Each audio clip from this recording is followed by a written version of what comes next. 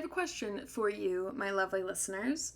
Have you ever been totally, completely fine, having an amazing time, and then a song turns on and suddenly your vibe is completely killed and you are just a puddle of grief and sadness? Because same. That was me this weekend. We spent the weekend in Connecticut with some friends and seriously had the most amazing time. We were boating and playing soccer in the backyard and tanning at the beach and eating amazing food and drinking all the drinks. And suddenly that vibe was just completely ruined because the song Firework by Katy Perry started playing. And just like that, I went from having an absolutely fabulous, amazing time to actually being not fine at all.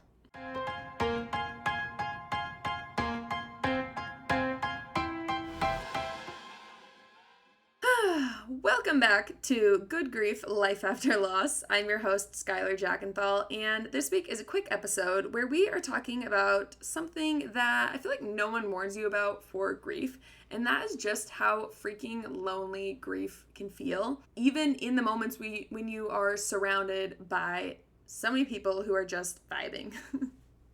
So back to what I was saying just a few minutes ago. It was 4th of July weekend. We're singing along to music. We're watching the fireworks go off over from the balcony. And then, boom, someone cues up the song Firework and it starts playing. And immediately my brain is just like, well, time to emotionally implode and shut down. Because that was Sam's song. It was one of his favorite songs, and honestly, I'm still not sure if he actually liked that song or it was more of a joke, but it was always on. We played that song at Sam's memorial as fireworks went off over Utah Olympic Park and the Flying Ace All-Stars did flips into the pool and performed at Sam's memorial. We now play it every year at the Live Like Sam Gala, again, while the Flying Aces literally fly through the air in skis to honor Sam. It is Sam's song. And my last, honestly, memory that I can remember with Sam, and I feel like maybe I even only remember it because I see it on video now, is dancing in the living room to Katy Perry Firework with Sam. He's doing headstands and singing at an annoyingly high pitch. He's playing with his dog Flip. We're dancing around. We're singing. He's performing for the camera as I'm recording. And it's just one of those, I don't know, fun, wholesome sibling moments that I feel like we only really started to get in the last few years of his life. So anyways, when Firework came on in the middle of this casual backyard party, it felt like someone literally lit a Roman candle and threw it at my chest. I just froze. Everyone else is doing the little boom, boom, boom hand motions. You know those ones. And I am standing there like, all right, either I have a breakdown right now or I learn how to teleport out of here immediately. Those are my two options. But neither of those options happened. I just kind of blanked out and stared at the fireworks and carried on. I feel like grief in public is just so weird. Actually, what is the etiquette? Hey everyone, so sorry to kill the vibe. Gonna be honest, this song reminds me of my dead brother. Could we skip it? No, that is not the solution. So instead I just stood there, smiled like I wasn't slowly internally unraveling. And of course, instantly, Harry, my boyfriend, saw it. He came over, he put a hand on my back, just kind of squeezed my shoulder and didn't say anything. He just got it because he knows, and he knows the significance of the song, but everyone else is still out there singing along, watching fireworks, and I don't know. It just sucks in those moments where you're having a perfectly happy, fun moment and one little thing can happen and ruins the whole thing and no one else notices. You're just kind of alone in your grief and your sadness, not sure how to proceed. And that is what grief does. It doesn't show up when you're journaling or lighting a candle and trying to have one of those emotional sad moments where you're ready to acknowledge and embrace your grief, because that would be too easy. It literally just shows up when you are in the cereal aisle or at a concert or at work or in the middle of casual small talk with someone. Or when you are halfway through with a sentence and someone just quickly chimes in, do you have any siblings? And your soul just glitches, we could call it. I feel like it's been 10 years now, so I have learned to live with it. It's kind of like a double life. There's me on the outside who is calm, cool, collected, and then there is the internal version of me doing grief math in real time, telling myself like, all right, don't cry now, they didn't mean it, no one knows, change the subject, suck it up, smile, take another sip, move on. It's like mental gymnastics and it's exhausting. And I also feel like I find myself in so many situations where I'm 2 steps ahead of the conversation, already trying to calculate like, how am I going to get out of this, or already anticipating what someone's going to say so I have the right reaction and so we don't have to talk about sad things. Like, I can already tell when the conversation is shifting where they're going to ask if I have any siblings, and I've already mentally prepared my answer before they've even asked it. And I will say, the song Firework was somehow not at all on my radar, even though it was literally 4th of July weekend. So clearly I have yet to fully perfect my ability to predict awkward and uncomfortable moments. Anyways, I don't need to talk too much on it because I feel like you all know what I'm talking about. So yes, I made this episode because I know I am not the only one. I know there are others of you listening who have been hit by a song, a smell, a joke, a casual comment, and suddenly just feel completely alone in a room full of people. So this is your reminder that you are not crazy or broken or too sensitive. You are literally just a grieving human. And I feel like the world as we live in does not really make a lot of space for that or acknowledge that, but we can. Anyways, I was trying to figure out how to make this long enough to be an episode, so I asked ChatGPT for some things to talk about or questions to ask myself. And it came up with 3 that I actually kind of like. So here are a few questions that I will be sitting with this week, and you may borrow them for yourself.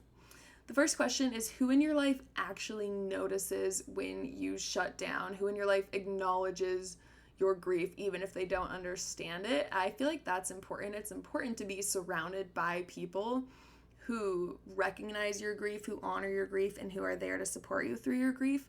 I do honestly feel really blessed to have a lot of people in my life who knew me before Sam passed away, who knew Sam, and the people who only know me after Sam has died. And both are equally capable of giving me support and being there for me and being understanding. And I think that's so important. And also having Harry, who like in that moment can instantly clock like, boom, Katy Perry Firework just turned on, can immediately turn to me and be like, uh-oh, and just walk over and put a hand on my shoulder and know that I don't want to really acknowledge it or say anything out loud because we're surrounded by people, but can just kind of put a hand on my shoulder and squeeze it and let me know he's there for me. Like, that's so important. I think it's really important to have those people in your life. The second question is, what moments feel the hardest to hide your grief in? This is an interesting question because hide your grief, I feel like I'm an actual expert at that, so I don't think there's any moment where I can't hide my grief, if I'm being honest. But the moments where it feels harder to not be sad and not be sucked into the grief sad mindset, one that I always think of is seeing siblings in public. Like, I remember probably a year after Sam passed away, I was sitting at an ice cream shop in Park City, and I looked out the window and I saw a brother-sister duo from my high school, and they were just walking through the parking lot, but they were like laughing and clearly joking around, and like one of them shoved the other, and they were just like normal siblings having fun. And I just had so much jealousy and sadness in that moment, realizing I will never get that again. So I think those are the moments that definitely feel hard in grief. Sometimes hearing people talk about their siblings doesn't hurt at all, and other times it does. I think that's just totally random. Definitely, I think songs are one of the moments where grief feels kind of impossible to bury. Sam was a skier, and so he had so many different ski edits to so many different songs, and those songs always find a way of coming up on the radio or on a TikTok or wherever it is, and sometimes it makes me happy, sometimes it makes me sad. The last question to sit with is, when was the last time you said your person's name out loud and who heard you?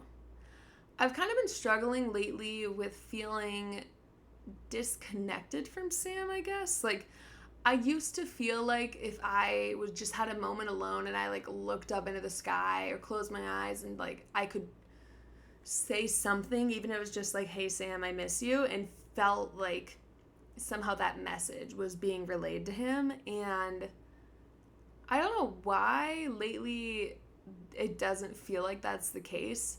Maybe because I'm rushed and I'm not really giving myself a moment to actually just sit there and think about Sam and talk to him, but I don't know.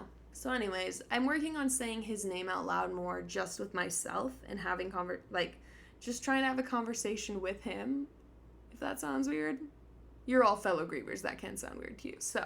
But the question is, when was the last time you said their name out loud and who heard you? And I think for me, I've been working a lot more on just telling random little stories about Sam. Like, even for the 4th of July weekend, we went tubing, and I was telling everyone, like, I'm so terrified of tubing because Sam used to get flown around and whipped around on the freaking tube on the lake, and I'm, like, so scared of that happening to me.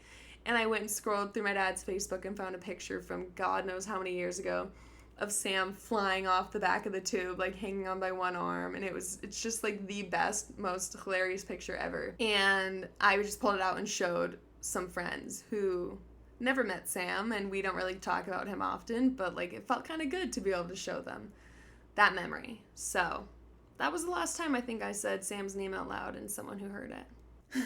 Anyways, if you've ever found yourself mid-party, mid-laugh, mid-life, and something just completely takes you out, like Firework, you are not alone, I promise. And if the song Firework has wrecked you too, same, and you should DM me and let me know. That's honestly it, guys. That's all I have for you. I feel like I just wanted to share this little experience because it was so fresh. And I haven't really had a moment like that in a while where I was just completely shocked and taken by surprise and overcome with grief and sadness. So I wanted to share that with you guys. So thank you for listening to this week's episode of Good Grief. If this episode felt true to you, then I would ask you to share it with someone, repost it, leave a comment, and please leave a rating. Leave that 5-star review on Spotify. It helps more than you know. And I will be back next Thursday. So until then, have a great week and take care of yourselves, and we'll talk soon.